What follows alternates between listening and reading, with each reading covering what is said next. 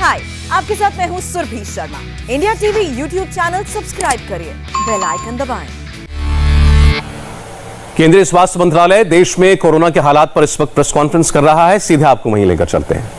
तो उपलब्ध करा सकें, उसके तहत भी उतना ही कार्य करना हमारे आगे वाले मार्गदर्शक सिद्धांत में आता है। धन्यवाद। डॉक्टर गुलेरिया। Thank you. नमस्कार। मैं 3-4 चीज़ों के बारे में बात करना चाहूँगा। सबसे पहले तो फंगल इन्फेक्शन के बारे में कुछ हद तक ये धारणा है कि कई टर्म्स यूज़ किए जाते हैं, black fungus, yellow fungus, white fungus. ये समझना ज़रूरी है कि कई टर्म्स जो हैं वो मिसलीडिंग है और जिससे कन्फ्यूजन ज़्यादा हो जाता है। फंगल इन्फेक्शन अगर हम देखें तो इवन जो हम ब्लैक फंगस की बात करते हैं, म्यूकरमाइकोसिस की, एक्चुअली वो ब्लैक फंगस एक अलग फैमिली है। ब्लैक फंगस का नाम इस म्यूकर के साथ इसलिए जो जुड़ गया क्योंकि जो इसका कल्चर होता है वो वाइट कलर का फंगल कॉलोनीज आती हैं। वाइट कलर की फंगल कॉलोनीज के साथ ऊपर ब्लैक डॉट्स आ जाती हैं और वो कल्चर में अगर वो थोड़े थोड़े ब्लैक डॉट्स दिखते हैं, इसलिए एक जनरल टर्म में ये ब्लैक फंगस का नाम इसको दे दिया गया।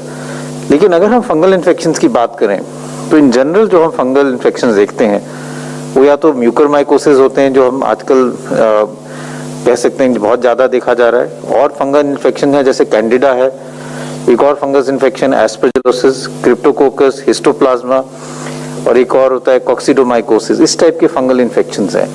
जिन लोगों की इम्यूनिटी कम होती है उनमें जो हम ज़्यादातर देखते हैं वो म्यूकरमाइकोसिस है, कैंडिडा है या एस्परजिलस इन्फेक्शन है। म्यूकर का आपको पता ही है कि ये एक फंगस है जो अब ज़्यादा देखा जा रहा है, स्पेशली कोविड के साथ अगर स्टीरॉयड और डायबिटीज़ जुड़ा जाए। और ये जो फंगल इन्फेक्शन है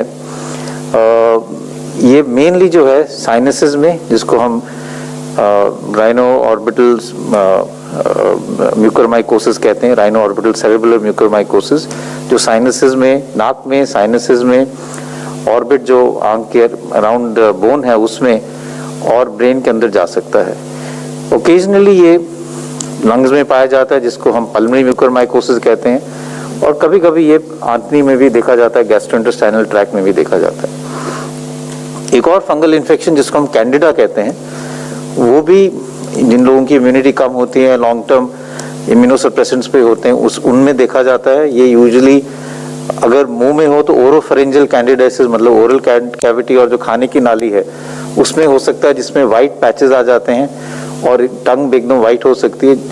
और ये और जगह भी ये फंगल इन्फेक्शन जो अपॉर्चुनिस्टिक है वो हो सकता है, जैसे प्राइवेट पार्ट्स पे भी ये फंगल इन्फेक्शन हो सकता है। ये ब्लड में भी फैल सकता है जिसको हम कैंडिडीमिया कहते हैं, और कैंडिडा इन्फेक्शन अगर ब्लड में फैल जाए तो वो थोड़ा सीरियस हो सकता है।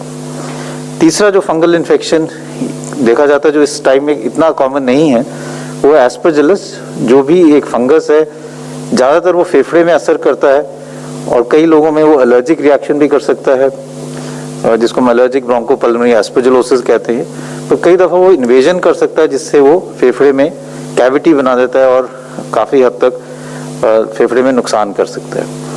अभी तक अगर हम बात करें तो ज़्यादातर जो कोविड में देखा जा रहा है वो म्यूकरमाइकोसिस के केसेस देखे जा रहे हैं। ओकेजनली या रेयरली एस्परजिलस के केसेस भी देखे जाते हैं, जो लंग्स का अगर हम उनको किसी व्यक्ति का एक्सरे में दाग आए या हम सीटी स्कैन कराएं तो उसमें कैविटीज आ जाती हैं, उसमें एक क्लासिकल पिक्चर आती है जो हम कहते हैं ये इन्वेजिव एस्परजिलोसिस के लक्षण है। और कई लोगों में कैंडिडा इन्फेक्शन भी देखा जाता है। और जो फंगल इन्फेक्शन है, जैसे मैंने बात किया क्रिप्टोकोकस की, HIV पेशेंट्स में वो ज़्यादा देखा जाता है। अभी इस दौरान इतना ज़्यादा उसके केसेस नहीं है। तो ये बात समझना बहुत ज़रूरी है कि अगर हम बात कर रहे हैं तो इट्स बेटर कि हम यूज़ करें करेक्ट नेम, क्योंकि ये कन्फ्यूजन हो जाता है। क्योंकि कई दफ़ा कुछ एरियाज में अगर फंगस ग्रो करे तो उसका कलर अलग लग सकता है और उसको आप एक ही फंगस को अलग अलग कलर के नाम से लेबल करने से कन्फ्यूजन हो सकता है। ज़्यादातर अभी जो देखा जा रहा है वो म्यूकरमाइकोसिस है, ओकेजनली कैंडिडा इन्फेक्शन और एस्परजिलस इन्फेक्शन लंग्स में पाया जा रहा है। जैसे मैंने पहले भी कहा था, म्यूकर जो है एक फंगस इन्फेक्शन है जो मेनली सॉइल में देखा जाता है, एनवायरनमेंट में है, और it is not a communicable disease, यानी कि एक व्यक्ति से दूसरे व्यक्ति को वैसे नहीं फैलता है जैसे कोविड फैलता है। तो अगर एक व्यक्ति जिसको म्यूकरमाइकोसिस है वो और किसी व्यक्ति के साथ बैठा है तो ऐसा नहीं है कि उसको फंगल इन्फेक्शन उससे फैल जाएगा। तो ये समझना बहुत ज़रूरी है। दूसरा ये समझना ज़रूरी है कि ये जो फंगल इन्फेक्शन है 90 to 95% जो पेशेंट्स हैं जिनमें पाया गया है उनमें या तो डायबिटीज़ है या साथ में स्टेरॉयड यूज़ किया गया है। जिन लोगों को डायबिटीज़ नहीं थी या जिन लोगों को स्टेरॉयड्स नहीं दिए गया उसमें ये बहुत रेयरली देखा गया है। It is not uncommon. कई दफ़ा लोग ये कहते हैं कि ऑक्सीजन के साथ ये है, लेकिन इसका लिंक है, लेकिन कई पेशेंट्स ऐसे भी हैं जो घर पे इलाज कर रहे थे जिनको ऑक्सीजन की ज़रूरत नहीं पड़ी, घर पे उन्होंने स्टेरॉयड्स ले लिए और शुगर उनकी कंट्रोल नहीं हुई, उनमें भी म्यूकरमाइकोसिस देखा गया है जो हॉस्पिटल में एडमिट भी नहीं हुए। तो admission and oxygen is not one factor which is definitely linked with this. Hygiene रखना तो वैसे भी ज़रूरी है, स्पेशली जिनको डायबिटीज़ है, क्योंकि अपॉर्चुनिस्टिक इन्फेक्शन उनमें ज़्यादा है। तो जनरल हाइजीनिक मेजर जो हम पहले से कह रहे हैं कि रेगुलर वॉशिंग ऑफ हैंड्स, अगर आप कोई ऑक्सीजन यूज़ कर रहे हैं तो उसकी ट्यूबिंग प्रॉपरली क्लीन हो, जो पानी यूज़ करते ह्यूमिडिफिकेशन के लिए आइडियल सिचुएशन में अगर वो स्टेराइल वाटर हो तो वो बेटर रहेगा। दूसरा इंपॉर्टेंट इशू ये है कि ये समझना कि म्यूकर के लक्षण क्या हैं।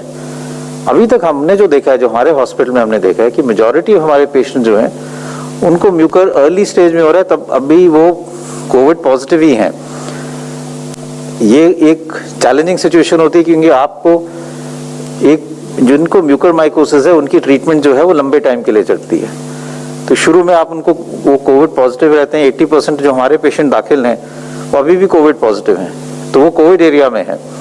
लेकिन जैसे उनकी ट्रीटमेंट चल रही है, कई दफ़ा सर्जरी भी करनी पड़ती है, डिब्राइडमेंट, फिर वो कोविड नेगेटिव हो जाते हैं, फिर उनको कोविड पॉजिटिव एरिया से फिर नेगेटिव एरिया में शिफ्ट करना पड़ता है। सो हॉस्पिटल्स के लिए चैलेंजिंग ये है to have 2 mucor wards, 1 for positive patients and 1 for negative patients, क्योंकि उनकी ट्रीटमेंट जो है वो तो कई हफ्ते चलती है, जो एंटी फंगल ट्रीटमेंट है।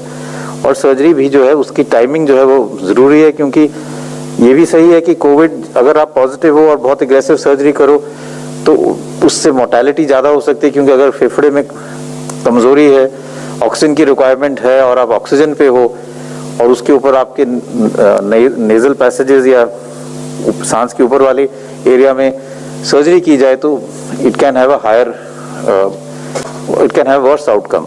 तो इसलिए ये भी समझना जरूरी है। इसी प्रेस कॉन्फ्रेंस पर हम वापस लौटेंगे एक छोटे से ब्रेक के बाद।